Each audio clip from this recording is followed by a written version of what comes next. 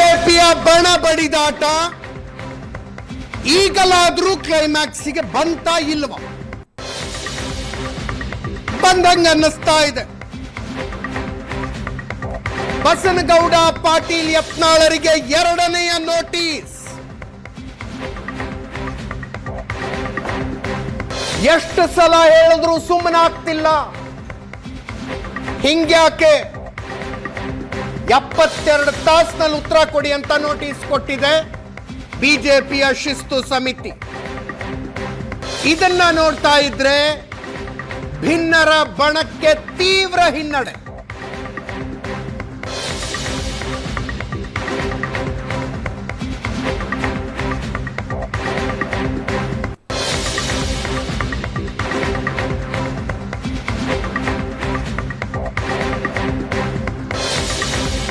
ನಿಗದಿತ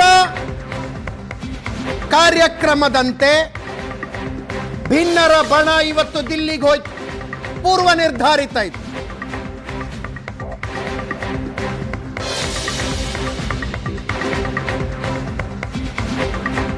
ಕೇಂದ್ರ ಸಚಿವ ಸೋಮಣ್ಣನವರಿಗೆ ಅಲಾಟ್ ಆಗಿರುವ ಹೊಸ ಮನೆಯ ಪೂಜೆ ಇತ್ತು. ಆ ನೆಪದಲ್ಲಿ ದಿಲ್ಲಿಗೆ ಹೋಗುವ ಪ್ಲಾನ್ ಆಗಿತ್ತು. ಜೊತೆಗೆ ಕರ್ನಾಟಕದ ಹಿರಿಯ ಸಂಸದರ ಭೇಟಿ.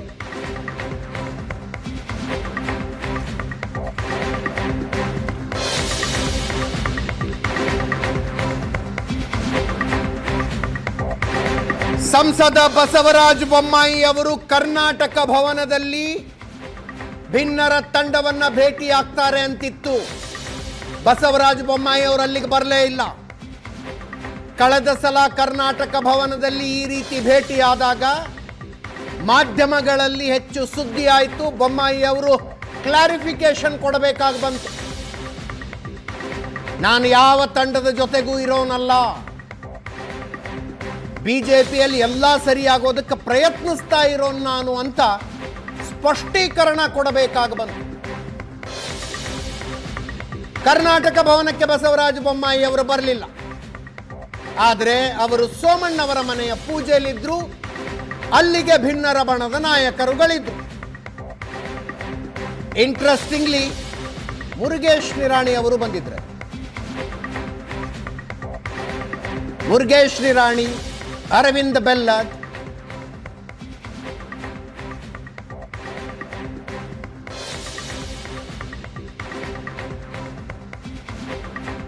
ಎಲ್ಲರೂ ಇದ್ರು.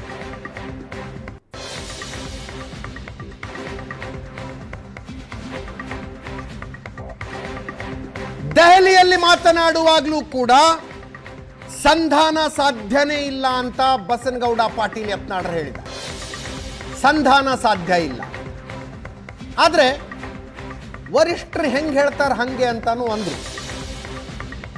ಹಗಲು ಕಂಡ ಬಾವಿಗೆ ರಾತ್ರಿ ಬೀಳು ಅಂದ್ರು ಬೀಳ್ತೀವಿ ಅಂತ.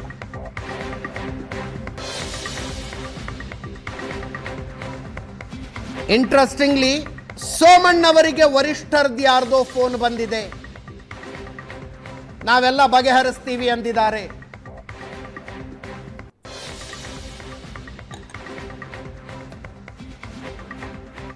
ಸಂಧಾನ ಆಗುವಂತ ಏನು ಅವಶ್ಯಕತೆ ಇಲ್ಲ. ನಾವು ನಮ್ಮ ಪಕ್ಷದ ಹಿತದೃಷ್ಟಿಯಿಂದ ಪಕ್ಷಕ್ಕೆ ಹೊಸ ಒಂದು ಚೈತನ್ಯ ತುಂಬುವಂಥ ಕೆಲಸ ಆಗಬೇಕು. ಮೊನ್ನೆ ಲೋಕಸಭೆಯಲ್ಲಿ ನಾವು ನಿರೀಕ್ಷಿತವಾಗಿ ಸುಮಾರು 25 ಲೋಕಸಭಾ ಕ್ಷೇತ್ರಗಳು ಗೆಲ್ಲಬೇಕಾಗಿತ್ತು. ಆ ದುರ್ದೈವ ಅಂದರೆ ಯಾರು ಇವತ್ತು ಪಕ್ಷದ ಬಗ್ಗೆ ಹೀನಾಯವಾಗಿ ಮಾತಾಡ್ತಾ ಇದ್ದಾರೆ ಅವರೆಲ್ಲ ಪಕ್ಷ ವಿರುದ್ಧ ಮಾಡಿದ್ರಿಂದ ನಾವು ಸೋತಿದ್ದೀವಿ. ಅವರು ಟೆನ್ಷನ್ ಆಗಿ ನನಗೆ ಗೊತ್ತಿಲ್ಲ. ಆದ್ರೆ ನಾವು ರಾಷ್ಟ್ರೀಯ ಅಧ್ಯಕ್ಷರಿಗೆ ಮೆನ್ಷನ್ ಮಾಡ್ಲಿಕ್ಕೆ ಬಂದಿದ್ವಿ. ನಾವೆಲ್ಲರೂ ಪಕ್ಷದ ಹಿತದೃಷ್ಟಿಯಿಂದ ನಿರ್ಣಯವನ್ನು ಸೂಕ್ತ ವ್ಯಕ್ತಿಗೆ ಮಾಡಿರೋದು ನಮ್ಮ ಒಂದು ಸ್ಟ್ಯಾಂಡ್ ಇದೆ. ಅದರಲ್ಲೇನೂ ಬದಲಾವಣೆ ಇಲ್ಲ. ನಾವು ರಾಷ್ಟ್ರೀಯ ನಾಯಕರ ಗಮನಕ್ಕೆ ತರೋದು ಭಾಳ ಅವಶ್ಯ ಇದೆ. ಇವತ್ತು ಪಕ್ಷ ಉಳಿಬೇಕಲ್ಲ. ಪಕ್ಷ ಉಳಿದ್ರೆ ಮುಂದಿನ ವಿಧಾನಸಭೆ ನಾವು ಗೆಲ್ಲಿಕ್ಕೆ ಸಾಧ್ಯ ಇದೆ. ಹೈಕಮಾಂಡ್ ನಮ್ಮ ಅಂತಿಮ ಬಾಸ್ ಅವ್ರೇನು ಹೇಳ್ತಾರೆ, ಹಗಲು ಕಂಡ ಇದು ರಾತ್ರಿ ಕಂಡ ಬಾಯಿಗಳು ಹಗಲು ಬೀಳಂದ್ರೆ ಬೀಳ್ತೀವಿ. ನಮ್ಮ ನರೇಂದ್ರ ಮೋದಿಯವರ ಮೇಲೆ ವಿಶ್ವಾಸ ಇದೆ, ರಾಷ್ಟ್ರೀಯ ಅಧ್ಯಕ್ಷರ ಮೇಲೆ ವಿಶ್ವಾಸ ಇದೆ, ಅಮಿತ್ ಶಾ ಅವ್ರ ಮೇಲೆ ವಿಶ್ವಾಸ ಇದೆ, BL ಸಂತೋಷ್ ಅವ್ರ ಮೇಲೆ ವಿಶ್ವಾಸ ಇದೆ. ನಾವು ವಿಶ್ವಾಸದ ಆಧಾರದ ಮೇಲೆ ಪಕ್ಷದ ಕಾರ್ಯಕರ್ತರು ಹೊರತು ಅಡ್ಜಸ್ಟ್ಮೆಂಟ್ ಗೆರಕಿಗಳ ಅಲ್ಲ. ಇವತ್ತೇನು ಕರ್ನಾಟಕದ ಬಿಜೆಪಿಯ ಪರಿಸ್ಥಿತಿ ಬಗ್ಗೆ ಈಗಾಗಲೇ ಸೋಮಣ್ಣವರಿಗೆ ಸಂದೇಶ ಬಂದಿದೆ. ಎಲ್ಲರ ವಿಶ್ವಾಸ ತಗೊಂಡೆ ಮುಂದಿನ ದಿವಸಗಳಲ್ಲಿ ನಾವು ರಾಜ್ಯ ಅಧ್ಯಕ್ಷರ ಬಗ್ಗೆ ಚರ್ಚೆ ಮಾಡ್ತೀವಿ. ಯಾವುದೇ ರೀತಿಯ ತುರಾತರಿ ಇಲ್ಲ ಅನ್ನುವಂಥದ್ದು ಸಂದೇಶವನ್ನು ಸನ್ಮಾನ್ಯ ಸೋಮಣ್ಣ ಅವರ ಮೂಲಕ ಕೊಟ್ಟಿದ್ದಾರೆ. ಹೈಕಮಾಂಡ್ ಸೋಮಣ್ಣ ಅವ್ರ ಮೂಲಕ ನಿಮಗೆ ಸಂದೇಶ ಕೊಟ್ಟಿದ್ದಾರೆ. ನೀವು ಭಿನ್ನಮತಿ ನಮ್ಮ ಮೇಲೆ ಯಾಕೆ ಬೀಳ್ತೀರಿ? ಭಿನ್ನಮತಿ ಅವರು ಪಕ್ಷ ವಿರುದ್ಧ ಯಾರು ಚಟುವಟಿಕೆ ಮಾಡ್ಯಾರ ಅವ್ರು ಭಿನ್ನಮತಿ ಅವರು. ನಾವೇನೋ ಲೋಕ ಇವತ್ತು ಸೋಮಣ್ಣವರ ಮನೆಯ ಪೂಜೆಯಲ್ಲಿ ಏಕಾಏಕಿ ಮುರುಗೇಶ್ ನಿರಾಣಿ ಅವರು ಕಾಣಿಸ್ಕೊಂಡಿದ್ದು ಒಂದು ಆಶ್ಚರ್ಯ ಆಯಿತು. ಯಾಕಂದ್ರೆ ಇತ್ತೀಚೆಗಷ್ಟೇ ಮುರುಗೇಶ್ ನಿರಾಣಿ ಅವರು ಒಂದು ಪತ್ರಿಕಾಗೋಷ್ಠಿ ಮಾಡಿ ಮಾತನಾಡಿದ್ರು. ಅವರು ಮಾತನಾಡಿದ್ದು ಕೂಡ ವಿಜೇಂದ್ರರಿಗಷ್ಟು ಖುಷಿ ಆಗಂಗಿರಲಿಲ್ಲ. ಭಿನ್ನರ ಬಣವನ್ನು ಬೆಂಬಲಿಸುವ ರೀತಿಯಲ್ಲಿ ಮಾತಾಡಿದ್ರು. ಅಂಥವ್ರು ಇವತ್ತು ಉಳಿದೆಲ್ಲರ ಜೊತೆಗೆ ಸೋಮಣ್ಣವರ ಮನೆಯಲ್ಲಿದ್ದಿದ್ದು ನೋಡಿ ಆಶ್ಚರ್ಯ ಆಯ್ತು. ಯಾಕೆ ಅಂತ ಕೇಳಿದ್ರೆ ಆ ದಿಲ್ಲಿಲಿ ಯಾವುದೋ ಒಂದು ಕಾನ್ಕ್ಲೇವ್ ನಡೀತಾ ಇದೆಯಂತೆ. ಆ ಕಾನ್ಕ್ಲೇವ್ನಲ್ಲಿ ಇವ್ರ ಕಂಪ್ನಿದೊಂದು ಸ್ಟಾಲ್ ಇದೆಯಂತೆ, ಅದಕ್ಕೋಸ್ಕರ ಬಂದಿದ್ದೆ ನಾನು ಅಂತ ಹೇಳಿದ್ರು. ಜೊತೆಗೆ ಮಾತನಾಡುವಾಗಲೂ ಕೂಡ ಮತ್ತೊಮ್ಮೆ ಅದೇ ಧಾಟಿಲಿ ಮಾತಾಡಿದ್ದಾರೆ. ಹೈಕಮಾಂಡ್ ನಾಯಕರು ಸೂಕ್ಷ್ಮವಾಗಿ ಹೇಳಿದ್ದಾರೆ, ಯಾರಿಗೂ ತೊಂದರೆ ಆಗದಂತೆ ಹೈಕಮಾಂಡ್ ನಿರ್ಧಾರ ತೆಗೆದುಕೊಳ್ಳುತ್ತೆ. ನೋಟಿಸ್ಗೆ ಉತ್ತರ ಕೊಡಲು ಯತ್ನಾಳ್ ಸಮರ್ಥರಿದ್ದಾರೆ. ನೋಟಿಸ್ಗೆ ಉತ್ತರ ಕೊಡಲು ಯತ್ನಾಳ್ ಸಮರ್ಥರಿದ್ದಾರೆ. ಕೇಳಿಸ್ಕೊಳ್ಳಿ. ಮೊದಲಾದರೂ ಹೇಳಿದ್ದೇನೆ, ಸಣ್ಣ ಪುಟ್ಟ ಅಸಮಾಧಾನಗಳು ಇರುವಂಥದ್ದು ನಿಜ ಅನ್ನುವಂಥದ್ದನ್ನು ಹೇಳಿದ್ದೀನಿ. ಅದನ್ನು ಇವತ್ತಿಗೆ ಒಪ್ಕೋತೀನಿ. ಅದಕ್ಕೆ ಈಗಾಗಲೇ ರಾಜ್ಯದ ರಾಷ್ಟ್ರೀಯ ನಾಯಕರ ಗಮನಕ್ಕೆ ಬಂದಿದೆ.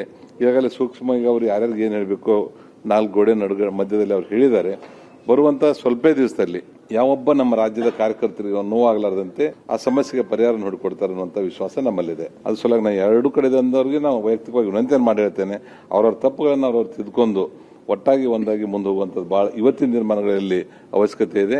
ನಮ್ಮ ರಾಜ್ಯದ ಮತ್ತು ರಾಷ್ಟ್ರೀಯ ನಾಯಕರು, ಪರಿವಾರದ ಹಿರಿಯರು ಯಾರು ಕೆಪೇಬಲ್ ಇದ್ದಾರೆ ಅನ್ನುವಂಥದ್ದನ್ನು ಅವರು ಅಳೆದು ತೂಗಿ ಮಾಡ್ತಾರೆ. ಅವ್ರು ಮುಂದಿನ ನಿರ್ಧಾರಗಳನ್ನು ತೆಗೆದುಕೊಳ್ತಾರೆ. ಕೂಸುಟ್ಟೋದಕ್ಕಿಂತ ಮೊದಲೇ ಕುಲ ಹೊಲಿಸುವಂಥದ್ದು ಸರಿ ಅಲ್ಲ. ಅವ್ರದ್ದು ರಾಷ್ಟ್ರೀಯ ನಾಯಕರು ಏನು ನಾವು 100% ಸರಿನೇ ಅಂತ ನಾನು ಇವತ್ತು ಹೇಳೋದಿಲ್ಲ. ಹೌದು, ವಿಜೇಂದ್ರ ಅವರೂ ಸಹಿತ ತಮ್ಮ ತಪ್ಪುಗಳನ್ನು ತಿದ್ಕೋಬೇಕು. ಏನಾದ್ರು ಇದ್ರೆ ಅವ್ರ ಮನಸ್ಸಲ್ಲಿ ಯಾವುದಿದೆ ಅನ್ನೋಂಥದ್ದನ್ನ, ಮತ್ತೆ ಈ ಕಡೆ ಭಾಗದಲ್ಲಿರುವಂಥವ್ರಿಗೂ ಸಹಿತ ಅವ್ರ ಬಗ್ಗೆ ಅನ್ನುವಂಥದ್ದನ್ನ ಅವರು ಸಹಿತ 1 to 1 ಕೂತ್ಕೊಂಡಾಗ ಮಾತ್ರ ಸಮಸ್ಯೆ ಬಗೆಹರಿಸ್ಕೊಳ್ಳಿಕ್ಕೆ ಸಾಧ್ಯ ಇದೆ. ಅದ್ರ ಸಲುವಾಗಿ ಇದನ್ನ ಈಗೋ ಬಿಟ್ಟು, ನಾನತ್ವ ಅನ್ನುವಂಥದ್ದನ್ನು ಬಿಟ್ಟು ಎಲ್ಲರೂ ಒಟ್ಟಾಗಿ ತಗೊಂಡು ಹೋದ್ರೆ ನಮ್ಮ ರಾಜ್ಯ ಬಿಜೆಪಿ ಒಳ್ಳೇದಂತ ನನ್ನ ಅಭಿಪ್ರಾಯ. ಇನ್ನಾದರೂ ಮುಗಿಯತ್ತೆ ಅನ್ನೋದಾದರೆ ಹೆಂಗೆ? ಇದಕ್ಕೆ ಪರಿಹಾರ ಏನು? ಎರಡೂ ತಂಡದವ್ರನ್ನ ಒಂದುಗೂಡಿಸೋದಕ್ಕೆ ಆಗತ್ತಾ? ಸಾಧ್ಯನಾದರೂ ಇದೆಯಾ? ಅದು ಆಗಿರುವ ಬೆಳವಣಿಗೆಗಳನ್ನು, ಆಡಿರುವ ಮಾತುಗಳನ್ನು ನೋಡ್ತಾ ಇದ್ರೆ ಇದೇ ವಿಷಯದ ಬಗ್ಗೆ ಇವತ್ತು ಮಾತಾಡ್ತೀವಿ. ಹಲವು ಜನ ಗಣ್ಯರು ನಮ್ಮ ಜೊತೆಗಿರ್ತಾರೆ. ರವೀಂದ್ರ ರೇಷ್ಮೆ ಹಿರಿಯ ಪತ್ರಕರ್ತರಿದ್ದಾರೆ. ಕಾರ್ಯಕ್ರಮಕ್ಕೆ ಸ್ವಾಗತ ರವೀಂದ್ರ ರೇಷ್ಮೆ ಅವರೇ. ನನ್ನ ಕೊಲೀಗ್ ಪ್ರಶಾಂತ್ ನಾತು ಹುಬ್ಬಳ್ಳಿಯಿಂದ ನೇರ ಸಂಪರ್ಕದಲ್ಲಿದ್ದಾರೆ. ಕಾಂಗ್ರೆಸ್ MLC ನಾಗರಾಜ್ ಯಾದವ್ ಅವರು ಸ್ಟುಡಿಯೋದಲ್ಲಿದ್ದಾರೆ. ಕೆಲವೇ ಕ್ಷಣಗಳಲ್ಲಿ ದೇವರಾಜ್ ಅವರು JDS ವಕ್ತಾರರು ನಮ್ಮನ್ನು ಜಾಯ್ನ್ ಆಗ್ತಾರೆ. ಬಿಜೆಪಿ ಈ ಡಿಬೇಟ್ಗೆ ವಕ್ತಾರರನ್ನು ಕಳಿಸೋದಿಲ್ಲ ಅಂತ ಹೇಳಿದೆ. ಕಳಿಸೋದಿಲ್ವಂತವ್ರು. ಹಾಗೆ ಅದು ಯಾವ್ಯಾವ ಪಕ್ಷದವರಿಗೆ ಉತ್ತರ ಕೊಡೋದಕ್ಕೆ ಕಷ್ಟ ಅನ್ನುವಂಥ ಸಬ್ಜೆಕ್ಟ್ಗಳು ಬರ್ತಾವೋ. ಇಲ್ಲ ಯಾರು ಬಂದರು ಅಶ್ವಥ್ ನಾರಾಯಣ, ಪ್ಲೀಸ್ ಕಮ್. ನನಗೆ ಕನ್ವೆ ಆಗಿದ್ದಂಗೆ ಅಶ್ವಥ್ ನಾರಾಯಣ್ರೆ. ನೋ ಪ್ರಾಬ್ಲಮ್ ಪ್ಲೀಸ್ ನೋಡಿ, ನಾನು ಹೇಳೋನಿದ್ದೆ ಈಗ ಅನ್ಕಂಫರ್ಟಬಲ್ ಸಬ್ಜೆಕ್ಟ್ಗಳಿದ್ದಾಗ ಕಳಿಸೋದೇ ಇಲ್ಲ ಇವರಂತ. ಅಷ್ಟರಲ್ಲಿ ಇಲ್ಲೇ ಕಾಣಿಸ್ಕೊಂಡ್ಬಿಟ್ರು. ಅಶ್ವಥ್ ನಾರಾಯಣ ಅವರೇ, ಕಾರ್ಯಕ್ರಮಕ್ಕೆ ಸ್ವಾಗತ. ದೇವರಾಜ್ JDS ವಕ್ತಾರರು ಕೆಲವೇ ಕ್ಷಣಗಳಲ್ಲಿ ನಮ್ಮನ್ನು ಜಾಯ್ನ್ ಆಗ್ತಾರೆ. ಪ್ರಶಾಂತ್ ನಾಥದ್ದು ಮೊದಲ ಪ್ರತಿಕ್ರಿಯೆ ತೆಗೆದುಕೊಳ್ತಾ ಇದ್ದೀನಿ. ಪ್ರಶಾಂತ್, ಏನಿದಕ್ಕೆ ಪರಿಹಾರದ ಸಮಯ ಬಂದಿದೆಯಾ? ಎರಡನೆಯ ನೋಟಿಸ್ ಯತ್ನಾಳರಿಗೆ 72 ತಾಸಿನಲ್ಲಿ ಉತ್ತರ ಕೊಡಿ ಅಂತ. ಏನಿದ್ರ ಅರ್ಥ? ವಾಟ್ ಡಸ್ ಇಟ್ ಮೀನ್?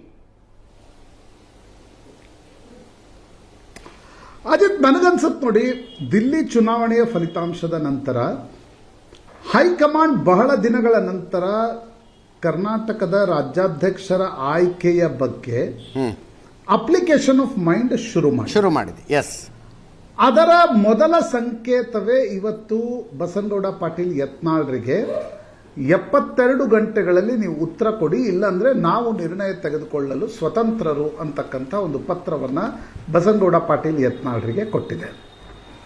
ಈ ನೋಟಿಸ್ನ ಇನ್ನೊಂದು ಅರ್ಥವೂ ಕೂಡ, ಅಂದ್ರೆ ನೀವು ಇದನ್ನ ಇನ್ನೊಂದು ದೃಷ್ಟಿಯಿಂದ ನೋಡಿದಾಗ, ನೀವು ಮೀಡಿಯೇಷನ್ ಮಾಡಿ, ನೆಗೋಷಿಯೇಷನ್ ಮಾಡಿ ಈ ಜಗಳವನ್ನ ಬಗೆಹರಿಸಲಿಕ್ಕೆ ಆಗಲ್ಲ ಅಂತಕ್ಕಂಥದ್ದು ಹೈಕಮಾಂಡ್ಗೂ ಮತ್ತು RSSಗೂ ಬಹಳ ಸ್ಪಷ್ಟವಾಗಿ ಮನವರಿಕೆ ಆದಂತೆ ಕಾಣ್ತಾ ಇದೆ. ಎಸ್, ಹೈಕಮಾಂಡ್ ಇರ್ಲಿ RSS ಇರ್ಲಿ, ಅದರ ಅರ್ಥ ನಾನು ಅರ್ಥ ಮಾಡ್ಕೊಂಡು ಎರಡು ಕಡೆಯವ್ರು ತಯಾರಿಲ್ಲ ಅಂತಲ್ಲ. Vijayendra could be ready, Yatnal ತಯಾರಿಲ್ಲ ಅಂತ. ನ್ಯಾಚುರಲಿ ಅಲ್ಲ, Vijayendra could be ready on his terms. Yatnal also could be ready on his terms. ಆದ್ರೆ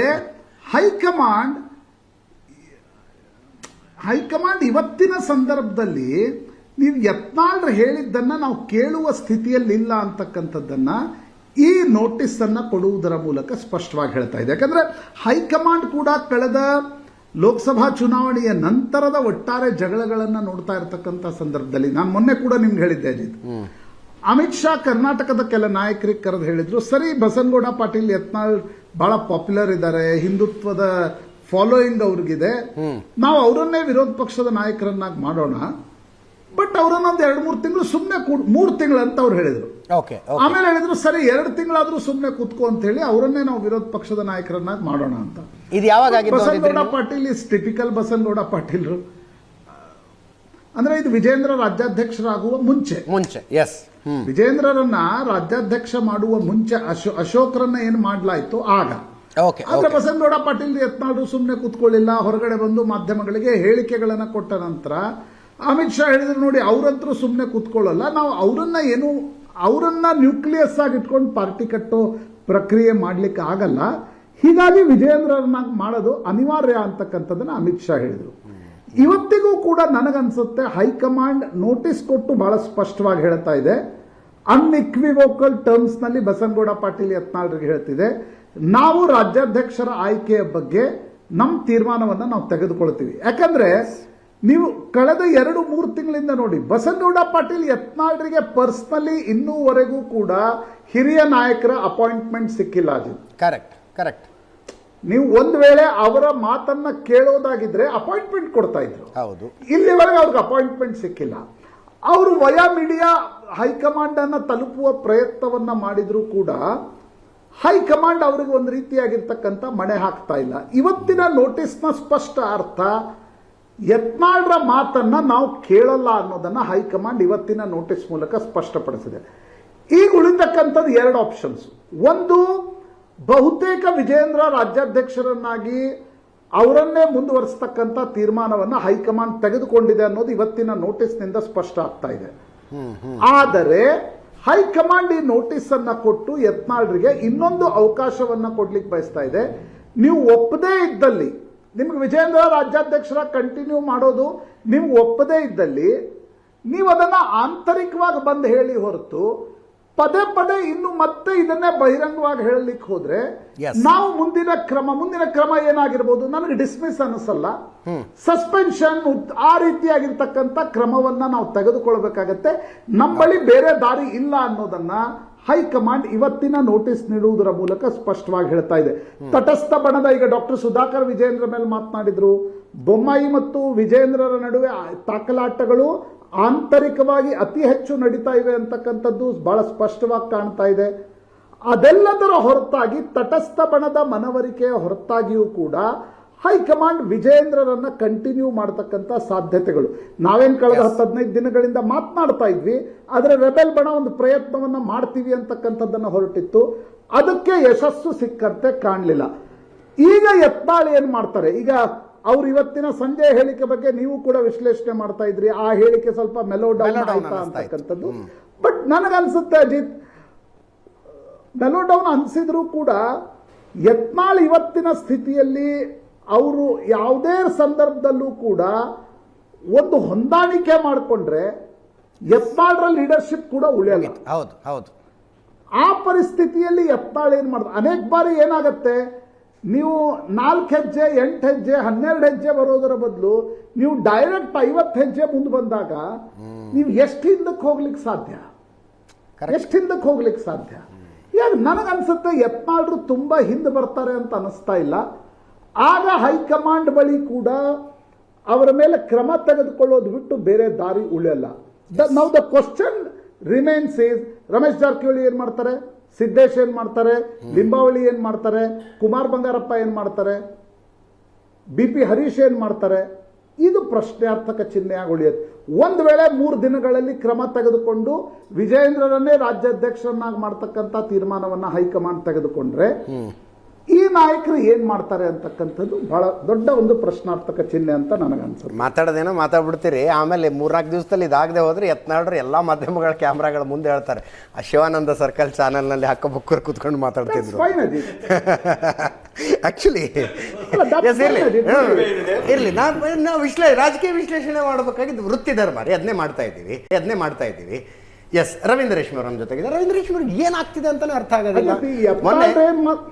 ಎಸ್ ಪ್ರಶಾಂತ್ ಹೇಳ್ಬಿಡಿ. ಅಜಿತ್, ಈಗ ನೋಡಿ, ಯತ್ನಾಳ್ರು ಅನೇಕ ಬಾರಿ ಈ ರೀತಿಯ ಟೀಕೆಗಳನ್ನ ಮಾಡಿದ್ದಾರೆ. ಹೌದು.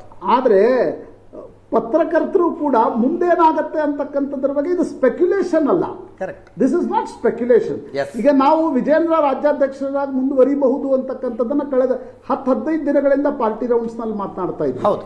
ಇವತ್ತಿನ ನೋಟಿಸ್ ಅದಕ್ಕೆ ಪೂರಕವಾಗಿ ನಿರ್ಣಯ ತೆಗೆದುಕೊಂಡಂತೆ ಕಾಣ್ತದೆ. Absolutely. ಈಗ ಈ ನೋಟಿಸ್ನ ಅರ್ಥ ನೀವು ಅಲ್ಲೇ ನಿಲ್ತೀವಿ ಅನ್ನೋದನ್ನ ಹೈಕಮಾಂಡ್ ಹೇಳ್ತಾ ಇಲ್ಲ, ನಾವು ಇನ್ನೂ 2 ಹೆಜ್ಜೆ ಮುಂದೆ ಹೋಗ್ಬೋದು ಅನ್ನೋದನ್ನ 72 ಗಂಟೆಗಳ ಸಮಯ ಕೊಟ್ಟು ಹೇಳ್ತಾ ಇದೆ ಅಂತ ಎಸ್ ಎಸ್. ರವೀಂದ್ರ ರೇಷ್ಮೆ ಅವರು ಮೊನ್ನೆ ಡಿ ವಿ ಸದಾನಂದ ಗೌಡರು ಬಂದಿದ್ರು ನಮ್ಮ ಸ್ಟುಡಿಯೋದಲ್ಲಿ. ಅವ್ರಿಗೆ ಅದನ್ನೇ ಕೇಳ್ತಾ ಇದ್ದೆ ನಾನು. ಪ್ರಧಾನಿ ನರೇಂದ್ರ ಮೋದಿ ಅದು ಎಷ್ಟು ಸ್ಟ್ರಾಂಗು ಅಂದರೆ ರಷ್ಯಾ ಯುಕ್ರೇನ್ ಮೇಲೆ ದಾಳಿ ಮಾಡಿದಾಗ ಭಾರತೀಯ ಮಕ್ಕಳನ್ನು ಹೊರಗೆ ಕರ್ಕೊಂಬರೋದಕ್ಕೆ ಯುದ್ಧವನ್ನೇ ನಿಲ್ಲಿಸಬಲ್ಲಂಥವ್ರು. ಅವರು ಯತ್ನಾಳ್ರ ಮಾತು ನಿಲ್ಸೋಕ್ಕಾಗ್ತಿಲ್ವಾ? ಕರ್ನಾಟಕದ BJP ಒಳಗಗಳ ನಿಲ್ಸೋಕ್ಕಾಗ್ತಿಲ್ವಾ? ಅಷ್ಟು ಸ್ಟ್ರಾಂಗ್ ಹೈಕಮಾಂಡು ಇದನ್ನ ನೋಡ್ಕೊಂಡು ಹೆಂಗೆ ಸುಮ್ಮನೆ ಇರುತ್ತೆ? ಅಂದರೆ ನಾನು ಯತ್ನಾಳ್ರು ಒಬ್ಬರದ್ದು ಹೇಳ್ತಾ ಇಲ್ಲ, ಒಂದು ರಾಜ್ಯದಲ್ಲಿ ಅವರ ಪಾರ್ಟಿ ಯೂನಿಟ್ ಈ ಹಂತಕ್ಕೆ ಬಂದಿರುವಾಗ ಹೆಂಗೆ ನೋಡ್ಕೊಂಡಿರ್ತಾರೆ? ಯಾಕೆ ಸುಮ್ಮನಿದ್ದಾರೆ? ಏನು ಓಡ್ತಾ ಇದೆ ಹೈಕಮಾಂಡ್ ತಲೆಯಲ್ಲಿ? ಕರ್ನಾಟಕದ ಮಟ್ಟಿಗೆ ಇವತ್ತಿನ ಆಳುವ ಪಕ್ಷ ಮತ್ತು ವಿರೋಧ ಪಕ್ಷ ಎರಡರಲ್ಲೂ ಕೂಡ ಪಕ್ಷ ರಾಜಕಾರಣದ ಪತನ ಕಾಂಡವನ್ನು ನೋಡ್ತಾ ಇದ್ದೇವೆ. ಪಕ್ಷಗಳಿಗಿಂತ ವ್ಯಕ್ತಿಗಳು ಬಹಳ ಬಲಿಷ್ಠರಾಗಿಬಿಟ್ಟಿದ್ದಾರೆ. ಹಾಗಾಗಿ ಅಧಿಕಾರಾರೂಢ ಕಾಂಗ್ರೆಸ್ ಪಕ್ಷದಲ್ಲೂ ಒಳಜಗಳ, ಪ್ರತಿಪಕ್ಷದಲ್ಲಿ ಕೂತಿರೋ BJPಯಲ್ಲೂ ಒಳಜಗಳ, ಅದು ದೈನಂದಿನ ದಿನಚರಿ ಆಗೋಗ್ಬಿಟ್ಟಿದೆ. ಇಲ್ಲ. ಆದ್ರೆ ನೀವು ಸಮಾಜದ ಮುಂದೆ ಹೆಂಗೆ ಹೇಳ್ತೀರಿ, ಮಾಧ್ಯಮದ ಮುಂದೆ ಏನ್ ಮಾಡ್ತೀರಿ ಅಂತ ಆ ವಿಷಯದಲ್ಲಿ ಕಾಂಗ್ರೆಸ್ ಫಾರ್ ಬೆಟ್ರು. ಬರೀ ನರೇಂದ್ರ ಮೋದಿ ಅವ್ರಿಗೆ ಮಾತ್ರ ಅಲ್ಲ, ವಾಜಪೇಯಿ ಅದ್ವಾನಿ ಇದ್ದ ಕಾಲದಲ್ಲೂ ಕೂಡ ಕರ್ನಾಟಕದ BJP ಅನ್ನೋದು ಒಂದು ನುಂಗ್ಲಾರದ ಬಿಸಿ ತುಪ್ಪತ್ತರಾಗಿತ್ತು. 2004ರಲ್ಲಿ ಇವರು ಆಲ್ಮೋಸ್ಟ್ ಅತಿ ದೊಡ್ಡ ಪಕ್ಷವಾಗಿ ಹೊರಹೊಮ್ಮಿತ್ತು ಹಂಗ ಅಸೆಂಬ್ಲಿನಲ್ಲಿ. ಆಗಲೂ ಕೂಡ ಅನಂತಕುಮಾರ್ ಮತ್ತು ಯಡಿಯೂರಪ್ಪನವ್ರ ನಡುವೆ ನಡೆದ ಶೀತಲ ಸಮರದಿಂದಾಗಿ ಏನಾಗ್ಬಿಡ್ತು, ವಿರೋಧ ಪಕ್ಷದ ನಾಯಕನ ಮಾಡಲಿಕ್ಕೆ ಒಂದು 2 ತಿಂಗಳು ತಗೊಂಡ್ಬಿಟ್ರು. ಎಷ್ಟರ ಮಟ್ಟಿಗೆ ಅಂದ್ರೆ ಕಡೆಗೆ ಒಂದು ದಿವಸ ಹೋಗಿ ಯಡಿಯೂರಪ್ಪನವರು ಒಂದು ದಿವಸ ಕಾಂಗ್ರೆಸ್ ಬಾಗಿಲು ತಟ್ಟಿದ್ರು, ಒಂದು ದಿವಸ JDS ಬಾಗಿಲು ತಟ್ಟಿದ್ರು ಅಂತ ಸುದ್ದಿ ಆಗೋಗ್ಬಿಟ್ಟಿತ್ತು. ಆವಾಗ ಕೊನೆಗೆ ನಿರ್ಧಾರ ಮಾಡಿದ್ರು ಯಡಿಯೂರಪ್ಪನೇ ವಿರೋಧ ಪಕ್ಷದ ನಾಯಕ ಅಂತ ಅಂದ್ಬಿಟ್ಟು. ಅದಾದ ನಂತರ 2006ರಲ್ಲಿ ಅಧಿಕಾರಕ್ಕೆ ಬಂದಾಗ ರಿಪಬ್ಲಿಕ್ ಆಫ್ ಬಳ್ಳಾರಿಯನ್ನು ಅವಲಂಬಿಸ್ಬಿಟ್ರು.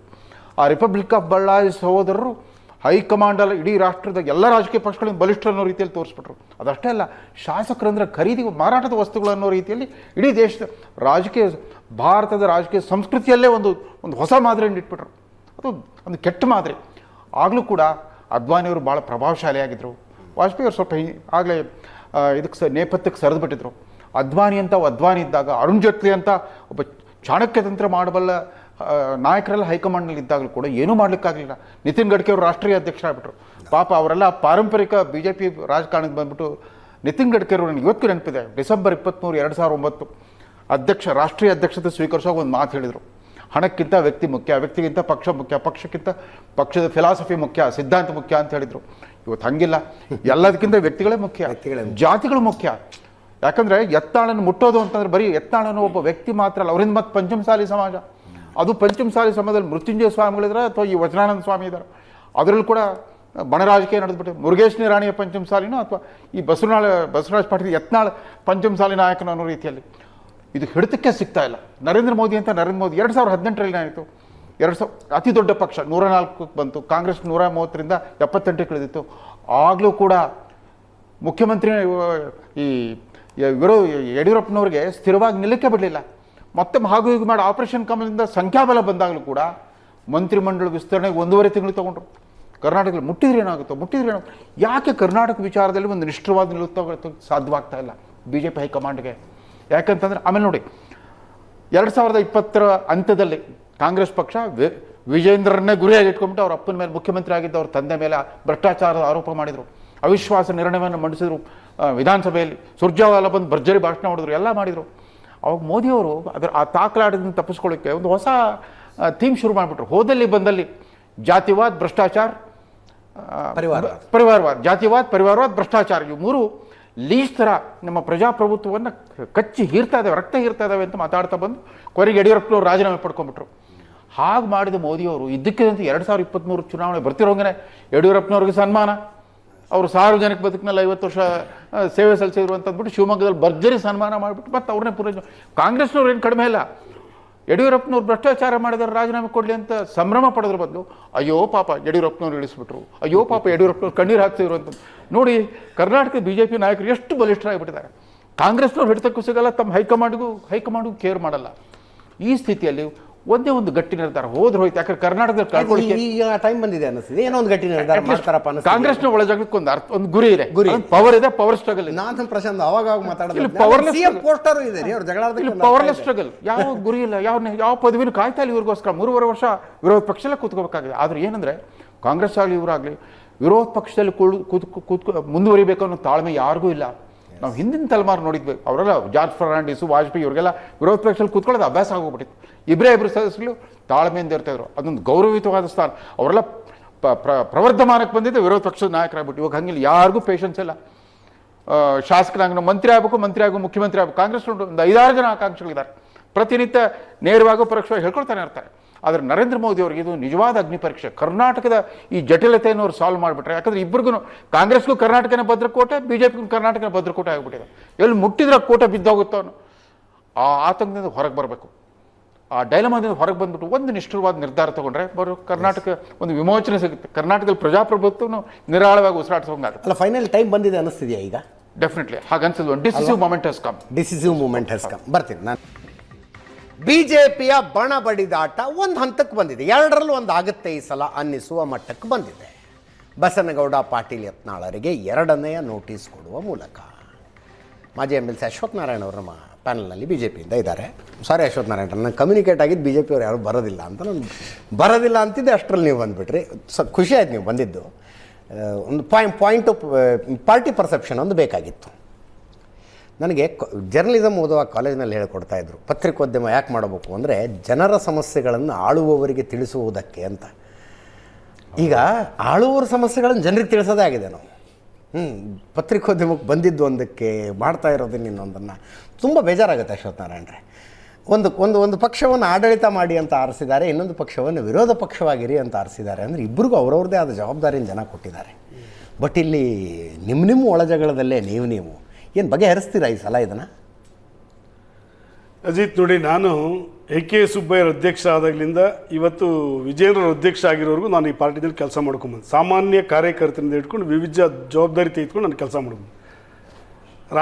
ಕಳೆದ ಬಾರಿ ನಾನು ರಾಜ್ಯ ಚುನಾವಣಾಧಿಕಾರಿಯಾಗೂ ಕೆಲಸ ಮಾಡಿದ್ದೀನಿ. ನಮ್ಮಲ್ಲಿ ಒಂದು ಸಿಸ್ಟಮ್ ಇದೆ.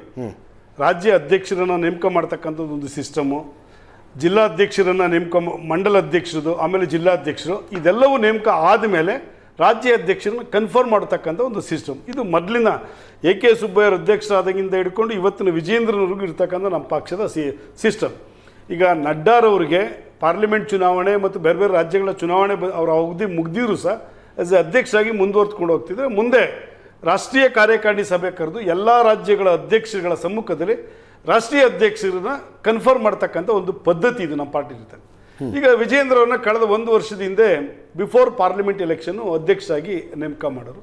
ಅದಕ್ಕೆ ಮುಂಚೆ ನಳಿನ್ ಕುಮಾರ್ ಕಟೀಲ್ ಇದ್ದು ನೇಮಕ ಮಾಡಿ ಈಗ ಕನ್ಫರ್ಮೇಷನ್ ಮಾಡುವಂಥ ಸಮಯ ಎಲ್ಲ ಜಿಲ್ಲಾಧ್ಯಕ್ಷರುಗಳ ಆಯ್ಕೆಯ ನಂತರ ರಾಜ್ಯ ಅಧ್ಯಕ್ಷನ ಕನ್ಫರ್ಮ್ ಮಾಡುವಂಥ ಒಂದು ಸಂದರ್ಭ, ಇದು ಪದ್ಧತಿ ಇದು ನಮ್ಮ ಪಾರ್ಟಿ ಇರ್ತಕ್ಕಂಥ. ಈಗ ಬಸನಗೌಡ ಪಾಟೀಲ್ ಯತ್ನಾಳರು ಇವತ್ತಲ್ಲ, ವಿಜೇಂದ್ರ ಅಧ್ಯಕ್ಷರಾಗೋ ಮೊದಲಿಂದಲೂ ಪ್ರಹ್ಲಾದ್ ಜೋಶಿ, ಜಗದೀಶ್ ಶೆಟ್ಟರು ಇದ್ದಾಗಲೂ ಸಹ ಅವರು ಒಂದು ರೀತಿ ವಿರೋಧ ಮಾಡಿಕೊಂಡೇ ಬರ್ತಾ ಇದ್ರು. ಆ ಸಂದರ್ಭದಲ್ಲೂ ಸಹ ಪೀಕಿಗೆ ಹೋಗಿತ್ತು. ಅವಾಗ ಪ್ರಹ್ಲಾದ್ ಜೋಶಿ ಅಧ್ಯಕ್ಷರಾಗಿದ್ದಾಗ ಎಷ್ಟು ಮಟ್ಟಿಗೆ ಟೀಕೆ ಮಾಡ್ತಾ ಇದ್ರು, ತುಂಬ ಪೀಕಿಗೆ ಹೋಗಿತ್ತು. ಸೆಟ್ರು ಭಟ್ರು ಅಂತೇಳಿ ಜಗದೀಶ್ ಶೆಟ್ಟರನ್ನ ಮತ್ತು ಪ್ರಹ್ಲಾದ್ ಜೋಶಿಯನ್ನು ಟೀಕೆನೇ ಮಾಡ್ಕೊಂಡೇ ಬರ್ತಾರೆ.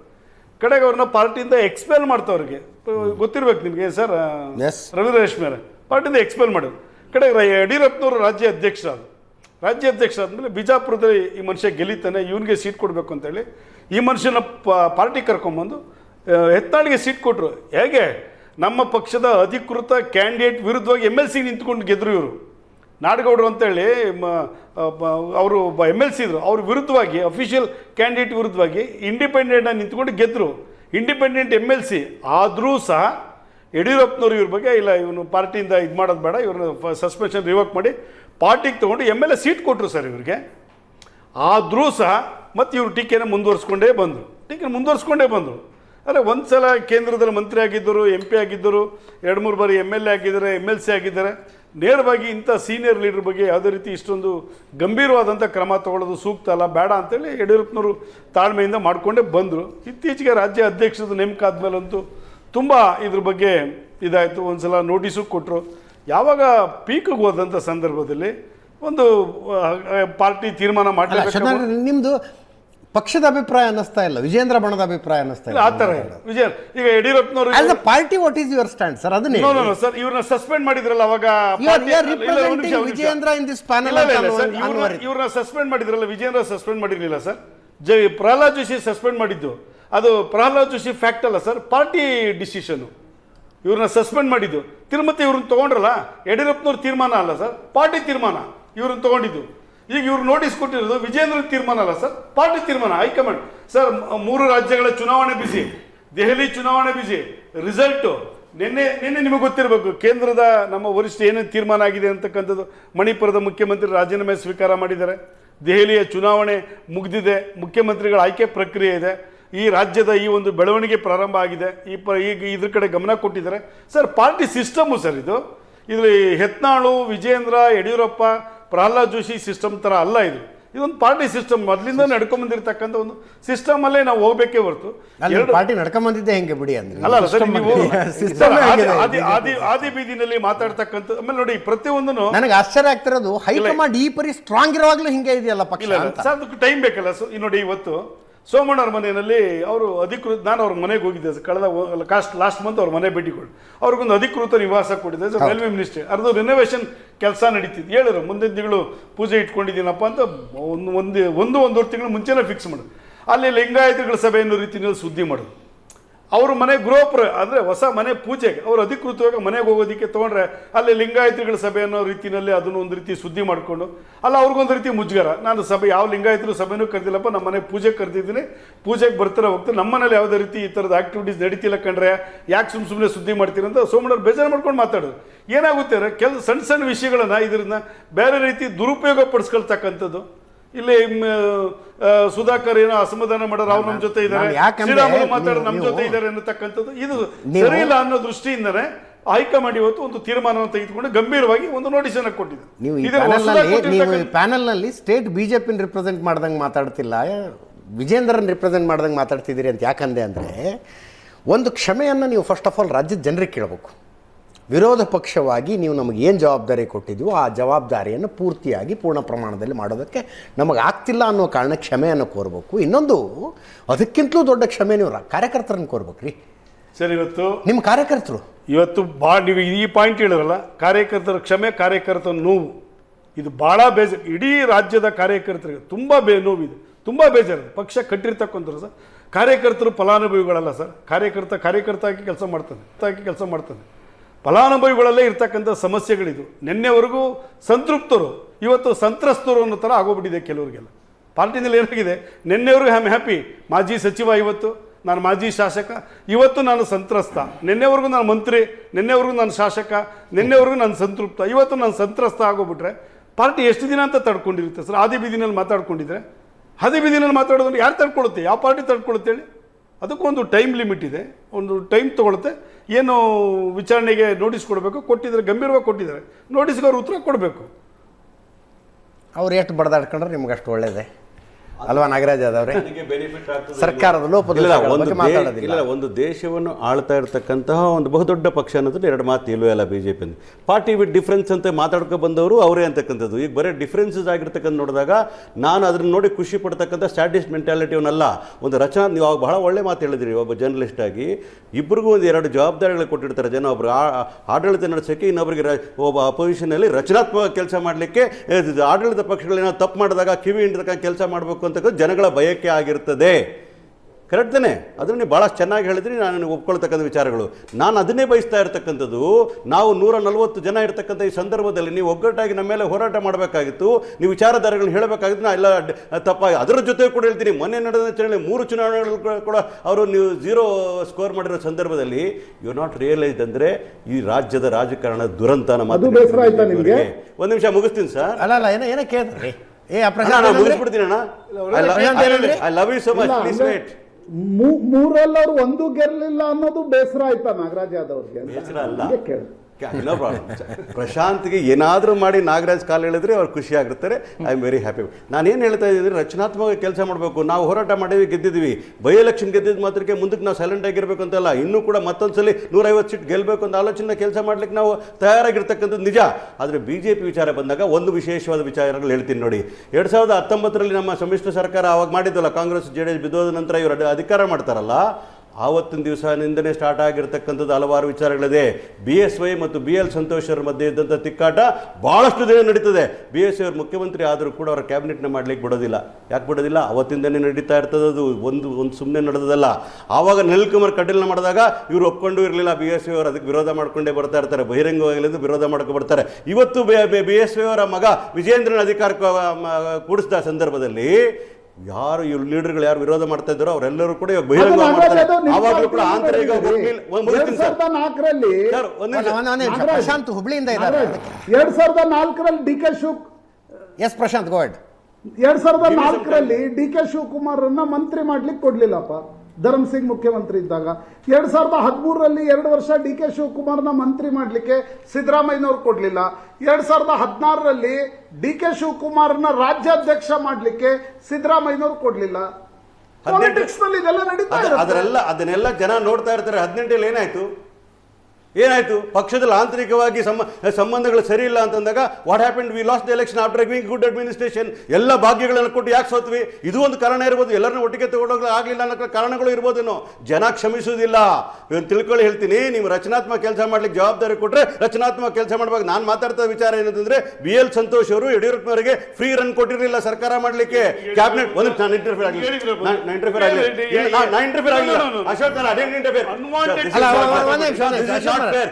ಪ್ರಶಾಂತ್ ಒಂದು ಮಾತಾಡ್ತಾರೆ, ನಾನು ಯಾಕೆ ಒಂದ್ ಅರ್ಥ ಮಾಡ್ಕೊಂಬಿಡಿ ಅಶೋಕ್ ನಾರಾಯಣ ಸೀನಿಯರ್ ಪೇಷಂಟ್ ಅಲ್ಲ ಅಶೋಕ್ ನಾರಾಯಣ ಒಂದ್ ಅರ್ಥ ಮಾಡ್ಕೊಂಬಿಡಿ. You are at receiving end. Party ಆ ಪರಿಸ್ಥಿತಿಲಿ ಇದ್ದೀರಿ. ಒಂದು ಬ್ರೇಕ್ ಆದ್ಮೇಲೆ ಫುಲ್ ಅವ್ರು 15 ನಿಮಿಷ ಕೊಟ್ಟಿದ್ರಿ. ಸ್ವಲ್ಪ ತಾಳ್ಮೆ ಇರ್ಲಿಕ್ಕೆ ಹೇಳಿ. ನಾನೇನು ಅವ್ರನ್ನ ನಾನು ವಿಚಾರ ಕೇಳ್ತಾ ಇರ್ತಕ್ಕಂಥಷ್ಟೇ. ಯಾವಾಗ 19ರಲ್ಲಿ ಯಡಿಯೂರಪ್ಪ ಅಧಿಕಾರಕ್ಕೆ ಬರ್ತಾರೋ 23ರವರು ಕೂಡ ಅವರ ಕ್ಯಾಬಿನೆಟ್ ಅಲ್ಲಿ ಬೆಂಗಳೂರು ನಗರ ಒಂದು ಉಸ್ತುವಾರಿ ಸಚಿವರು ಮಾಡಕ್ ಬಿಡ್ಲಿಲ್ಲ. ಗೊತ್ತಾ ನಿಮ್ಗೆ? BL ಸಂತೋಷ್ ಹೆಂಗ್ ಅಡ್ಗಲ್ಲ ಹಾಕಿದ್ರು? ಅಶೋಕ್ ಅವ್ರು ಕೇಳಿದ್ರೆ ಸೋಮಣ್ಣ ಎತ್ಕಟ್ಟದು, ಸೋಮಣ್ಣ ಕೇಳಿದ್ರೆ ಇನ್ನೊಬ್ರು ಎತ್ಕಟ್ಟು, ಅಶ್ವತ್ಥ ನಾರಾಯಣ ಎತ್ಕಟ್ಟು, ಬಹಳ ವಿಚಾರ ನಡೆದಿರ್ತಕ್ಕಂಥದ್ದು. ಇವತ್ತು ಕೂಡ ಹೇಳ್ತಾ ಇದ್ದೀನಿ ಕೇಳಿ, BJPಯ 3 ಬಾಗ್ಲಾಗಿರ್ತಕ್ಕಂಥದ್ದು ರಾಜಕೀಯವಾಗಿ I am happy, let it happy ಅನ್ನತಕ್ಕಂಥದ್ದು. ಯಾಕಂದ್ರೆ ಅವ್ರು ಮಾಡಿದ್ದವ್ರು ಉಣ್ಲೇಬೇಕಾಗ್ತದೆ ವಿಚಾರಗಳು ಹೇಳ್ತಾ ಇದ್ದೀನಿ. ಆದರೆ ನಾನು ಕಾಂಗ್ರೆಸ್ನಲ್ಲಿ ಇರ್ತಕ್ಕಂಥ ಆಡಳಿತ ಪಕ್ಷ ರಚನಾತ್ಮಕ ಅಪೋಸಿಷನ್ ಇರಬೇಕು ಅಂತ ಕೇಳ್ತಾ ಇರ್ತಕ್ಕಂಥದ್ದು. ಇವತ್ತು ಹೇಳ್ತೀನಿ ಕೇಳಿ, ರಮೇಶ್ ಜಾರಕಿಹೊಳಿ ಯಾವ ಭಾಷೆನ ಯೂಸ್ ಮಾಡಿದ್ರು? ಅವನು ಬಚ್ಚ ಬಿಡ್ರಿ, ಅವನ ಹತ್ರ ಏನು ಮಾತಾಡೋದು ಅಂತಂದ್ರು. ಅಷ್ಟು ಸುಲಭ ಆಗಲಿಲ್ಲ. ಯತ್ನಾಳವ್ರು ಯಾವ ಮಾತುಗಳು ಮಾತಾಡಿದ್ರು? ಇವತ್ತಲ್ಲ, ಹೈಕಮಾಂಡ್ ಎಷ್ಟೊಂದು ಸ್ಟ್ರಾಂಗ್ ಇದೆ ಅಂತ ಹೇಳಿದ್ರಲ್ಲ ನೀವು. 2500 ಕೋಟಿ ರೂಪಾಯಿ ಕೊಟ್ಟರೆ CM ಆಗ್ತೀರಿ ಅಂತ ಹೇಳಿಕೆ ಕೊಟ್ಟಾಗ ಅದನ್ನು ಕ್ರಮ ಕೈಗೊಳ್ಳಕ್ಕೆ ಆಗದೆ ಇರೋರು, 300 ರೂಪಾಯಿ ಕೊಟ್ಟರೆ ಕ್ಯಾಬಿನೆಟ್ ಮಂತ್ರಿ ಅಂತ ಹೇಳಿದವರು ಕ್ರಮ ಕೈಗೊಳ್ಳಿದ್ರು. ಇವತ್ತು ಕೂಡ ಹೇಳ್ತಾ ಇದ್ದೀನಿ ಕೇಳಿ, they are playing a game, they will not be able to take any decision. High command ನೋಡ್ಲಿಕ್ಕೆ ಮಾತ್ರ ಸ್ಟ್ರಾಂಗ್ ಇದೆ. ಕರ್ನಾಟಕದ ವಿಚಾರ ಬಂದಾಗ ಯಡಿಯೂರಪ್ಪನ ವಿರೋಧ ಕಟ್ಟಿಕೊಳ್ತಕ್ಕ ಧೈರ್ಯ ತಾಕತ್ತು ಆ ಹೈಕಮಾಂಡ್ ಇಲ್ಲ ಅಂತ ವಿಚಾರಗಳು ಹೇಳ್ತಾ ಇದ್ದೀನಿ. That's way they are going slow. ಇವಾಗ ಏನಕ್ಕೆ ನೋಟಿಸ್ ಕೊಟ್ಟಿರೋದು? ಯತ್ನಾಳ್ ಅವರಿಗೆ ಒಂದು ನೋಟಿಸ್ ಕೊಟ್ಬಿಟ್ಟು ಅವ್ರಿಗೆ ನಾವು ಕ್ವಶನ್ ಮಾಡಿದ್ದೀವಿ, ನೀವು ಕೂಡ ನಿಮ್ಮ ಜಾಗದಲ್ಲಿ ಇರಬೇಕು, ಬೇರೆಯವ್ರನ್ನ ಮಾಡ್ತೀನಿ ಅಧ್ಯಕ್ಷ ಅಂತ ಮಾಡಲಿಲ್ಲ ಅಂದ್ರೆ ಕೇಳಿ ಅನ್ನೋ ಮಾತು ಹೇಳ್ತೀನಿ. Vijayendra will not B president of the party. ಇದನ್ನ ಅವ್ರನ್ನ ಸಮಾಧಾನ ಪಟ್ಟು ನೋಟಿಸ್ ಕೊಟ್ಟು ಆಮೇಲೆ ಇವರಿಗೆ ನೀವು ಸ್ವಲ್ಪ ತಣ್ಣಗಿರಪ್ಪ, ಅವರು ಬೇಡ ನೀವು ಬೇಡ, 3ನವ್ರನ್ನ ಮಾಡ್ತಕ್ಕ ಕೆಲಸ ಮಾಡ್ತಾರೆ. High command is not in position to handle this issue because ಇವತ್ತು ಕೂಡ ಯಡಿಯೂರಪ್ಪನ ವಿರುದ್ಧವಾಗಿ ಏನು ಕ್ರಮ ಕೈಗೊಳ್ಳಕ್ಕೆ ತಾಕತ್ತಿಲ್ಲ. ಆವಾಗ ಅನಿಲ್ ಕುಮಾರ್ ಕಟೀಲ್ನ ಮಾಡಿದಾಗ ಇವರು ಒಪ್ಕೊಂಡು ಇರಲಿಲ್ಲ. BSY ಅವರು ಅದಕ್ಕೆ ವಿರೋಧ ಮಾಡ್ಕೊಂಡೇ ಬರ್ತಾ ಇರ್ತಾರೆ, ಬಹಿರಂಗವಾಗಿ ವಿರೋಧ ಮಾಡ್ಕೊ ಬರ್ತಾರೆ. ಇವತ್ತು BSY ಅವರ ಮಗ ವಿಜೇಂದ್ರನ ಅಧಿಕಾರಕ್ಕೆ ಕೂಡಿಸಿದ ಸಂದರ್ಭದಲ್ಲಿ ಯಾರು ಇವ್ರು ಲೀಡರ್ಗಳು ಯಾರು ವಿರೋಧ ಮಾಡ್ತಾ ಇದ್ದಾರೋ ಅವರೆಲ್ಲರೂ ಕೂಡ ಬಹಿರಂಗ ಮಾಡ್ತಾರೆ. ಆವಾಗಲೂ ಕೂಡ ಆಂತರಿಕ 2004ರಲ್ಲಿ ಪ್ರಶಾಂತ್ ಹುಬ್ಳಿಯಿಂದ ಇದ್ದಾರೆ.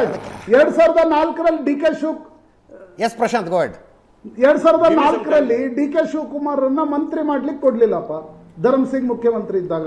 2013ರಲ್ಲಿ 2 ವರ್ಷ ಡಿ ಕೆ ಶಿವಕುಮಾರ್ನ ಮಂತ್ರಿ ಮಾಡಲಿಕ್ಕೆ ಸಿದ್ದರಾಮಯ್ಯನವರು ಕೊಡಲಿಲ್ಲ. 2016ರಲ್ಲಿ ಡಿ ಕೆ ಶಿವಕುಮಾರ್ನ ರಾಜ್ಯಾಧ್ಯಕ್ಷ ಮಾಡಲಿಕ್ಕೆ ಸಿದ್ದರಾಮಯ್ಯನವರು ಕೊಡಲಿಲ್ಲ. ಪಾಲಿಟಿಕ್ಸ್ ನಲ್ಲಿ ಇದೆಲ್ಲ ನಡೀತಾ ಇದೆ. ಅದನ್ನೆಲ್ಲ ಜನ ನೋಡ್ತಾ ಇರ್ತಾರೆ. 18 ಏನಾಯ್ತು ಪಕ್ಷದಲ್ಲಿ ಆಂತರಿಕವಾಗಿ ಸಂಬಂಧಗಳು ಸರಿ ಇಲ್ಲ ಅಂತಂದಾಗ what happen, V last the election after giving good administration. ಎಲ್ಲ ಭಾಗ್ಯಗಳನ್ನು ಕೊಟ್ಟು ಯಾಕೆ ಸೋತ್ವಿ, ಇದು ಒಂದು ಕಾರಣ ಇರ್ಬೋದು. ಎಲ್ಲರನ್ನೂ ಒಟ್ಟಿಗೆ ತಗೊಂಡೋಗ್ಲಿ ಆಗಲಿಲ್ಲ ಅನ್ನೋ ಕಾರಣಗಳು ಇರ್ಬೋದೇನೋ. ಜನ ಕ್ಷಮಿಸುವುದಿಲ್ಲ. ತಿಳ್ಕೊಳ್ಳಿ ಹೇಳ್ತೀನಿ, ನೀವು ರಚನಾತ್ಮಕ ಕೆಲಸ ಮಾಡ್ಲಿಕ್ಕೆ ಜವಾಬ್ದಾರಿ ಕೊಟ್ಟರೆ ರಚನಾತ್ಮಕ ಕೆಲಸ ಮಾಡಬೇಕು. ನಾನು ಮಾತಾಡ್ತಾ ವಿಚಾರ ಏನಂತಂದ್ರೆ BL ಸಂತೋಷ್ ಅವರು ಯಡಿಯೂರಪ್ಪನವರಿಗೆ ಫ್ರೀ ರನ್ ಕೊಟ್ಟಿರಲಿಲ್ಲ ಸರ್ಕಾರ ಮಾಡಲಿಕ್ಕೆ. ಕ್ಯಾಬಿನೆಟ್ ನಾನು ಇಂಟರ್ಫಿಯರ್ ಆಗಲಿಲ್ಲ ಅಶೋಕ್, ನಾನು ಅದೇ ಇಂಟರ್ಫಿಯರ್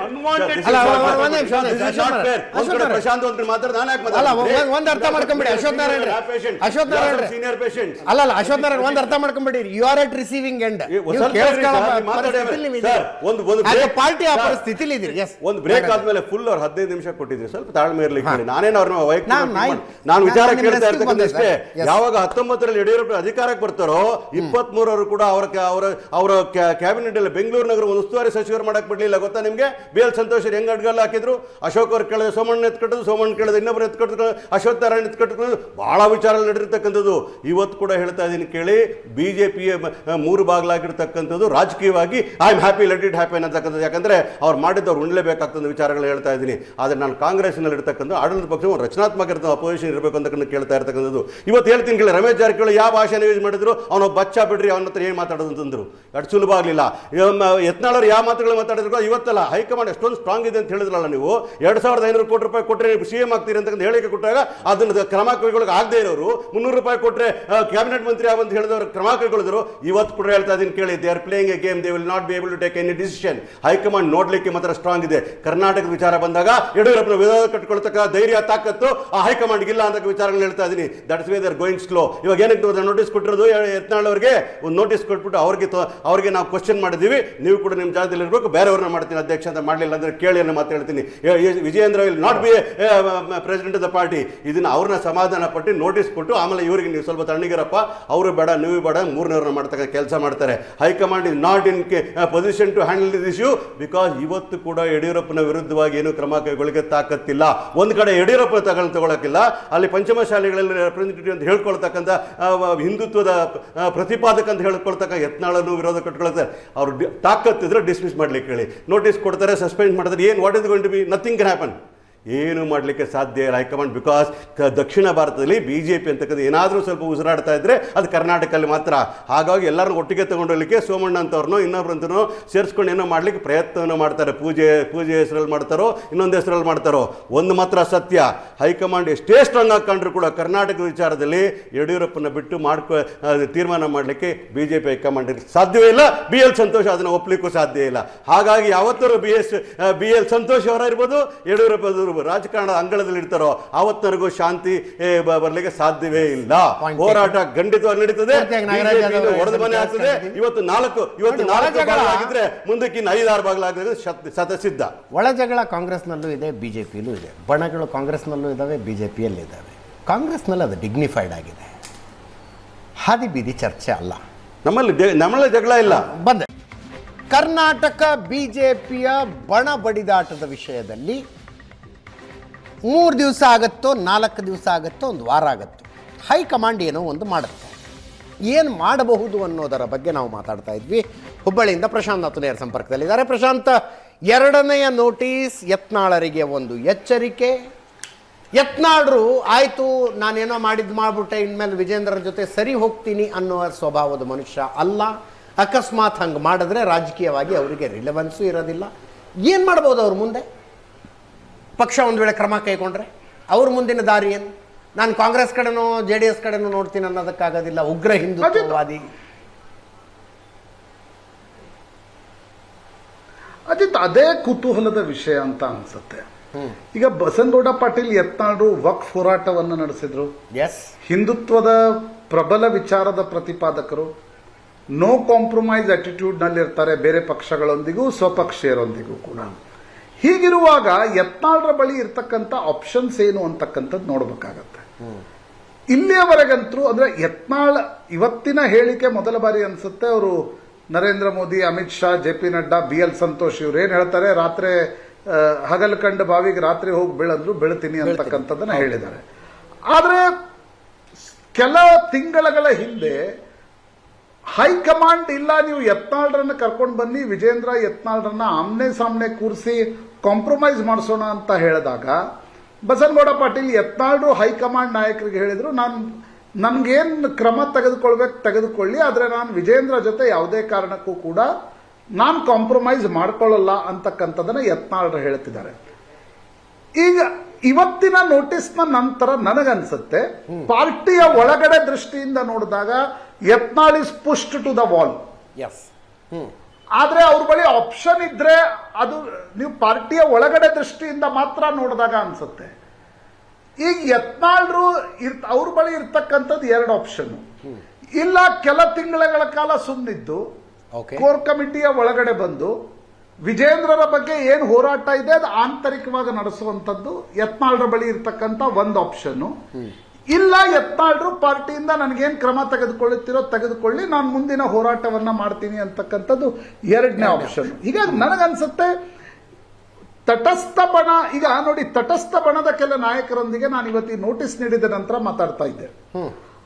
ಅವ್ರು ಹೇಳೋದು ನೋಡಿ, ನಾಳೆ ಏನಾದ್ರೂ ಯತ್ನಾಳ್ರ ಮೇಲೆ ಉಚ್ಚಾಟನೆ ಕ್ರಮ ತೆಗೆದುಕೊಂಡ್ರೆ ವಿಜೇಂದ್ರ ಸರ್ವ ಆಗ್ತಾರೆ, ವಿಜೇಂದ್ರದ ಮಾತ್ರ ನಡೆಯುತ್ತೆ ಅಂತಕ್ಕಂಥ ಮೆಸೇಜ್ ಹೋಗುತ್ತೆ, ಆಗ ಪಾರ್ಟಿ ಇನ್ನಷ್ಟು ಸಮಸ್ಯೆಯಲ್ಲಿ ಸಿಲುಕಿ ಹಾಕೊಳ್ಳುತ್ತೆ ಅಂತಕ್ಕಂಥದ್ದು ತಟಸ್ಥ ಬಣದ ಅಭಿಪ್ರಾಯ ಇದೆ. ಆದ್ರೆ ಹೈಕಮಾಂಡ್ ಹತ್ರ ತಟಸ್ಥ ಬಣ ಹೋದಾಗ ಹೈಕಮಾಂಡ್ ಕೇಳ್ತಾ ಇರೋ ಪ್ರಶ್ನೆ, ನೀವೇನ್ ಹೇಳ್ತಾ ಇದ್ದೀರಾ, 1 ವರ್ಷದಿಂದ ನಾವು ಯತ್ನಾಳ್ರನ್ನ ಸಹಿಸಿಕೊಂಡಿದೀವಿ, ಆದ್ರೆ ನೀವು ಅವ್ರ ಬಾಯಿ ಮುಚ್ಚಿಸ್ಲಿಕ್ಕೆ ಸಾಧ್ಯ ಆಗ್ತಾ ಇಲ್ಲ, ನೀವು ಅವ್ರ ಬಾಯಿ ಮುಚ್ಚಿಸಿ ಕೋರ್ ಕಮಿಟಿಯಲ್ಲಿ ತೆಗೆದುಕೊಳ್ಳೋದಾದ್ರೆ ಕೋರ್ ಕಮಿಟಿಯಲ್ಲಿ ತೆಗೆದುಕೊಳ್ಳಬಹುದು ಅಂತಕ್ಕಂಥದ್ದನ್ನ ಹೈಕಮಾಂಡ್ ಹೇಳ್ತಾ ಇದೆ. ನನಗನ್ಸುತ್ತೆ ಅಜಿತ್ 2 ಆಪ್ಷನ್ ಉಳಿಯೋದು. ಮುಂದಿನ 72 ಗಂಟೆಗಳ ಕಾಲ ತಟಸ್ಥ ಬಣ ಹೈಕಮಾಂಡ್ ಅನ್ನ ಕನ್ವಿನ್ಸ್ ಮಾಡಿ ಯತ್ನಾಳ್ರಿಗೆ ಮುಂದಿನ 2-3 ತಿಂಗಳ ಕಾಲ ನೀವು ಮಾತನಾಡಬೇಡಿ, ಮುಂದೆ ನೋಡೋಣ ಅಂತಕ್ಕಂಥದ್ದನ್ನ ಕನ್ವಿನ್ಸ್ ಮಾಡಿದ್ರೆ ಯತ್ನಾಳ್ರು ಪಾರ್ಟಿಯಲ್ಲಿ ಉಳಿಬಹುದು. ಅದು ಕನ್ವಿನ್ಸ್ ಮಾಡ್ಲಿಕ್ಕೆ ಸಾಧ್ಯ ಆಗಲಿಲ್ಲ ಯತ್ನಾಳ್ರಿಗೆ ಅಂತಂದ್ರೆ ಆಗ ನನಗನ್ಸುತ್ತೆ ಹೈಕಮಾಂಡ್ ಬಳಿ ಕೂಡ ಬೇರೆ ದಾರಿ ಉಳಿಯಲ್ಲ. ಯಾಕಂದ್ರೆ ಹೈಕಮಾಂಡ್ ಏನಾದ್ರೂ ಕ್ರಮ ತೆಗೆದುಕೊಳ್ಳದೆ ರಾಜ್ಯಾಧ್ಯಕ್ಷರ ನೇಮಕವನ್ನ ಮಾಡಿ ಅದು ಇನ್ನಷ್ಟು ಬೆಂಕಿ ಹತ್ಕೊಳ್ತಕ್ಕಂಥ ಪ್ರಮೇಯ ಉದ್ಭವವಾದ್ರೆ ನಾಳೆ people will start blaming high command. ಆ ಕಾರಣದಿಂದ ನನಗನ್ಸುತ್ತೆ ಏನೇ ಆದ್ರೂ ಮುಂದಿನ 4-5 ದಿನಗಳ ಕಾಲ ಕ್ರೂಷಿಯಲ್ ಅನ್ಸುತ್ತೆ. ತಟಸ್ಥ ಬಡ ಈಗ ಫೈರ್ ಫೈಟಿಂಗ್ ಮಾಡತ್ತಾ ಅಥವಾ ಇಲ್ಲ ಏನಾಗತ್ತೆ ಆಗಲಿ ಅಂತಕ್ಕಂಥದ್ದು ನೋಡ್ಬೇಕಾಗತ್ತೆ. ಅವ್ರ ಯತ್ನಾಳ್ರನ್ನ ಇದಕ್ಕೆ ಕೋರ್ ಕಮಿಟಿಗೆ ತಗೊಳ್ತೀವಿ ಅಂದ್ರೆ ಓಕೆ ಅಂತಾರ ವಿಜೇಂದ್ರ? ನೋಡಿ, ಅದು ಕೋರ್ ಕಮಿಟಿ ತಗೊಳ್ಳೋದೆಲ್ಲ ಕೇಂದ್ರದ ವರಿಷ್ಠ ಬಿಟ್ಟಂತ ಆಯ್ತು ಸರ್, ಓಕೆ, ವರಿಷ್ಠ ನಿರ್ಧಾರ ತಗೊಂಡ್ರು ಅಂತ ಅನ್ಕೊಳ್ಳಿ, ವಿಜೇಂದ್ರ ಒಪ್ಕೋತಾರ ನಿರ್ಧಾರ? ಕೇಂದ್ರದ ವರಿಷ್ಠ ತಗೊಂಡ್ಮೇಲೆ ತೀರ್ಮಾನ ತೆಗೆದುಕೊಂಡ್ಮೇಲೆ ಎಲ್ಲರೂ ಒಪ್ಕೋಬೇಕು. ವಿಜೇಂದ್ರನ್ ರಾಜ್ಯಾಧ್ಯಕ್ಷರ ಕೇಂದ್ರದ ವರಿಷ್ಠರ ತೀರ್ಮಾನ ತಗೊಂಡಿದ್ದಾರೆ ಸರ್, ಎಲ್ಲರೂ ಒಪ್ಕೊಂಡಿಲ್ವಲ್ಲ? ಅಲ್ಲ ಸರ್, ಈಗ ವರಿಷ್ಠರ ತೀರ್ಮಾನ ಅಂತಿಮ ಅನ್ನೋದಾದ್ರೆ ವಿಜೇಂದ್ರ ವಿರುದ್ಧ ಇಷ್ಟೆಲ್ಲ ಆಗ್ತಿರ್ಲಿಲ್ಲ. ಎಲ್ಲರೂ ವಿರೋಧ ಇಲ್ಲ ಸರ್, ಕೆಲವರು ಇಲ್ಲ, ಕೆಲವ್ರು ವಿರೋಧ ಇದೆ. ಎಲ್ಲ ಸಂದರ್ಭದಲ್ಲೂ ಸರ್ 100% ಯಾರ ಪರನೂ ಇರೋದಿಲ್ಲ, 10% ಇದ್ದೇ ಇರ್ತದೆ, ಪರ ವಿರೋಧ ಅನ್ನತಕ್ಕಂಥದ್ದು ಇದ್ದೇ ಇರ್ತದೆ. ಈಗ ಇವ್ರು ಹೈಕಮಾಂಡ್ ನೋಡಿದ ಡಿಸಿಪ್ಲಿನರಿ ಕಮಿಟಿ, ಇವ್ರಿಗೆ ಡಿಸಿಪ್ಲಿನರಿ ಕಮಿಟಿ ನೋಟಿಸ್ ಇಶ್ಯೂ ಮಾಡಿದೆ. ವಿತಿನ್ 72 hours ಅವ್ರು ಉತ್ತರ ಕೊಡಬೇಕು. ಉತ್ತರ ಯಾವ ರೀತಿ ಉತ್ತರ ಕೊಡ್ತಾರೆ ಏನನ್ನತಕ್ಕಂಥದ್ದು ಪ್ರಶಾಂತ್ ಹೇಳೋರು. ಪಾರ್ಟಿ ಏನು ತೀರ್ಮಾನ ತೆಗೆದುಕೊಂಡ್ರು ಸಹ ಆ ತೀರ್ಮಾನಕ್ಕೆ ಯತ್ನಾಳ್ರು ಮತ್ತು ಯತ್ನಾಳರ ಜೊತೆಲಿ ಇರ್ತಕ್ಕಂಥ ಸಹಚರರು ಒಪ್ಕೊಂಡು ಹೋಗ್ಬೇಕಾಗಿರ್ತಕ್ಕಂಥದ್ದು. ಅದು ಎಲ್ಲರಿಗೂ, ಅದು ನಾನೇ ಇರಲಿ ಯಾರಿರಲಿ ಒಪ್ಕೊಂಡು ಹೋಗ್ಬೇಕಾಗಿರೋದು. ಒಪ್ಕೊಂಡು ಹೋಗಲ್ಲ ಅಂತಂದಾಗ ಪಾರ್ಟಿ ಬೇರೆ ರೀತಿಯಲ್ಲಿ ಏನು ತೀರ್ಮಾನ ತೆಗೆದುಕೋಬೇಕು, ಪಾರ್ಟಿ ತೀರ್ಮಾನ 100% ಏನು ತೀರ್ಮಾನ ತೊಗೋಬೇಕೋ ತೊಗೊಳುತ್ತೆ. ಈ ಥರದ್ದು ಘಟನೆಗಳು ನಡೆದಾಗ ಬೇರೆ ಬೇರೆ ರಾಜ್ಯದಲ್ಲಿ, ಕರ್ನಾಟಕದಲ್ಲೂ ಇದೆ. ಈಗ ಅನಂತಕುಮಾರ್ ಅವ್ರಿಗೂ ಯಡಿಯೂರಪ್ಪವ್ರಿಗೂ ಸಾಕಷ್ಟು ಅಶ್ವಥ್ ನಾರಾಯಣ ಅವರು ತಮ್ಮ ಪಕ್ಷ ಸಿಸ್ಟಮ್ ಇದೆ. ಎಂಥ ಸಿಸ್ಟಮ್ ಅಂದರೆ 2013 ಅಸೆಂಬ್ಲಿ ಚುನಾವಣೆ ಪಕ್ಷವನ್ನೇ ಹೊಡೆದು KJP ಮಾಡ್ಕೊಂಡು ಹೋಗಿ ಸೋಲಿಸ್ಬಿಟ್ರಲ್ಲ ಯಡಿಯೂರಪ್ಪನವರು. 2014 ಪಾರ್ಲಿಮೆಂಟ್ ಚುನಾವಣೆ ಬರುತ್ತೆ ಮತ್ತೆ ಅವ್ರನ್ನ ವಿರೋಚಿತ ಸ್ವಾಗತ ಕೊಟ್ಬಿಟ್ಟು ಮತ್ತೆ ಅವ್ರ ಲೀಡರ್ಶಿಪ್ಪಲ್ಲೇ ಹೋದರು. 2018 ಅಸೆಂಬ್ಲಿ ಚುನಾವಣೆಯಲ್ಲಿ ಪಕ್ಷ ಬಿಟ್ಟು ಹೋಗಿ ಹಾನಗಲ್ನಲ್ಲಿ ರಾಹುಲ್ ಗಾಂಧಿ ಸಮ್ಮುಖದಲ್ಲಿ ಭಾಜಪ ವಿರುದ್ಧ ಬಾಯಿ ಬಂದಂಗೆ ಮಾತಾಡಿದ್ರು ನಮ್ಮ ಜಗದೀಶ್ ಶೆಟ್ಟರ್. 2023 ಅಸೆಂಬ್ಲಿ ಚುನಾವಣೆ ಸಂದರ್ಭದಲ್ಲಿ ಟಿಕೆಟ್ ಸಿಗಲಿಲ್ಲ ಅಂದ್ಕೊಂಡು ಬಿಟ್ಟು ಹೋಗಿ ಕಾಂಗ್ರೆಸ್ ಸೇರ್ಕೊಂಡು, ಕಾಂಗ್ರೆಸ್ಸಲ್ಲಿ ಅಷ್ಟೊಂದು ಪ್ರಚಂಡ ಭಾಷಣ ಯಾರು ಮಾಡಿರಲಿಲ್ಲ ಜಗದೀಶ್ ಶೆಟ್ಟರ್ಗೆ. ಮತ್ತೆ 2024 ಲೋಕಸಭಾ ಚುನಾವಣೆ ಮತ್ತೆ ಜಗದೀಶ್ ಶೆಟ್ಟರ್ ವಾಪಸ್ ಬಂದ್ಬಿಟ್ಟು ಟಿಕೆಟ್ ಕೊಟ್ಟು ಬೆಳಗಾವಿಯಿಂದ ಟಿಕೆಟ್ ಗೆಲ್ಲಿಸಿ ನಮ್ಗೊಂದು ನಂಬರ್ ಸಿಕ್ತು.